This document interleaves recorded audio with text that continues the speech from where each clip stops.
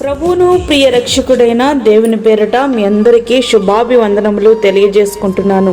Jesus new creation ministries ద్వారా ఈ రీతిగా ప్రతిరోజు అనుదిన ఆహారమును మీతో పంచుకోవడానికి దేవుడిస్తున్నటువంటి కృపను బట్టి దేవునికి ఎనలేని కృతజ్ఞతలు. ప్రియులారా, అందరూ ఎలా ఉన్నారు? బాగున్నారా? ఈ యొక్క వాక్యమును ప్రతిదినము పంపించడం జరుగుతుంది. ఎవరికైనా ఈ యొక్క వాక్యము రానట్లయితే మమ్మల్ని మీరు సంప్రదించండి. వాక్య ధ్యానంలోనికి మనం వెళ్దాము. రోమీలకు రాసిన పత్రిక 12వ అధ్యాయము 12వ వచనం. నిరీక్షణ గలవారై సంతోషించుచు, శ్రమయందు ఓర్పు గలవారై, ప్రార్థన యందు పట్టుదల కలిగి ఉండుడి.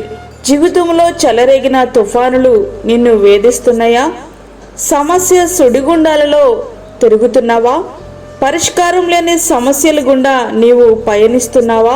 తీరం తెలియని, గమ్యం లేని ప్రయాణంలో నీవున్నావా?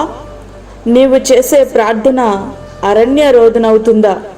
ఒకవేళ ప్రార్థించి నిరీక్షణ కోల్పోయేవేమో, ఓర్పు స్థానంలో అసహనం వచ్చి చేరిందేమో, ప్రార్థించటంలో నీ పట్టు సడలిపోయిందేమో.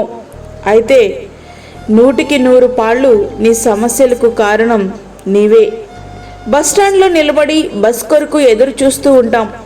ఆ బస్సు మనకు కనబడదు. ఆలస్యమైతే ట్రాఫిక్ జామ్ అయ్యిందేమో, కాస్త ఆలస్యమైనా బస్సు వస్తుంది అనే నిరీక్షణతో ఎదురు చూస్తూ ఉంటాం. అయితే మన ప్రార్థనల విషయంలో కూడా అట్లాంటి నిరీక్షణనే మనము కలిగి ఉండాలి. అనేక సందర్భాలలో మన ప్రార్థనలకు సమాధానం రాకుండా మన పాపములు ట్రాఫిక్ జామ్లా అడ్డుపడి ఆలస్యమయ్యేటట్లు చేస్తాయి. అట్లాంటప్పుడు మనలను మనము సరిచేసుకుంటూ ఆయన కృప కొరకు నిరీక్షణతో ఎదురు చూడాలి. ఎందుకు అంటే నీ నిరీక్షణ నిన్ను సిగ్గుపరచదు. ఎట్లా అంటే గర్భవతిగానున్న స్త్రీ తన బిడ్డ కోసం ఎంతో ఓర్పుతో ఆ బిడ్డను పొందుకునే వరకు ఎదురు చూస్తూ ఉంటుంది. మధ్యలో పట్టుకోసి బిడ్డను తీసేద్దామా అంటే ఎట్టి పరిస్థితుల్లోనూ ఆమె ఒప్పుకోదు. ఎందుకంటే తన బిడ్డకు అన్ని అవయవాలు సరిగా ఏర్పడాలి, తన బిడ్డ ఆరోగ్యవంతముగా ఉండాలి. అలాగే మనము కూడా సంపూర్ణమైన ఆశీర్వాదాలు పొందుకోవాలంటే ఓర్పుతో ఎదురు చూడాల్సిందే.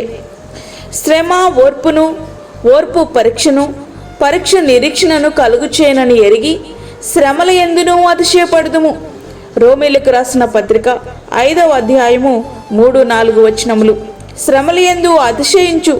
శ్రమ నీ జీవితానికి మేలే తప్ప కీడెంత మాత్రము కాదు.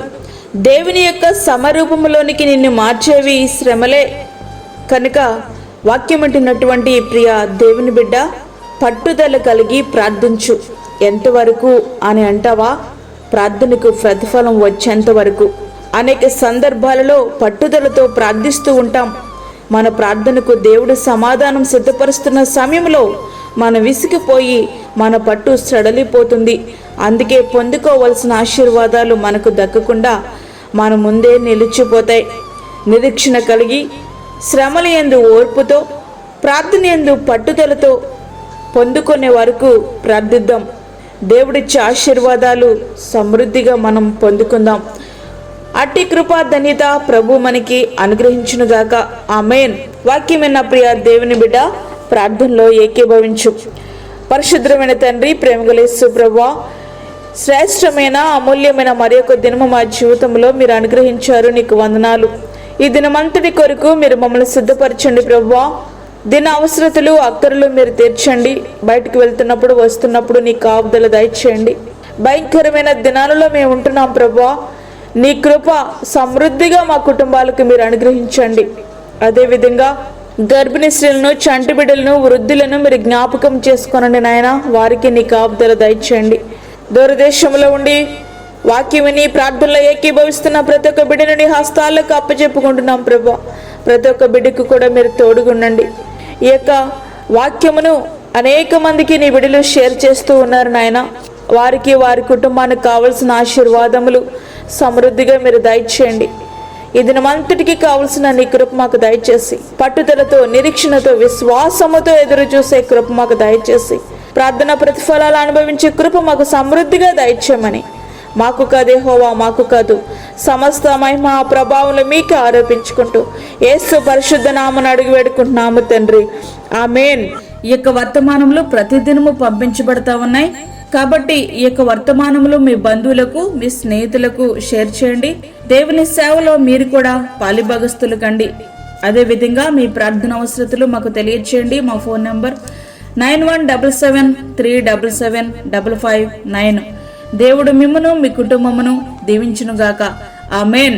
దేవుని సేవలో మీ సహోదరి అన్నమణి సాల్మన్.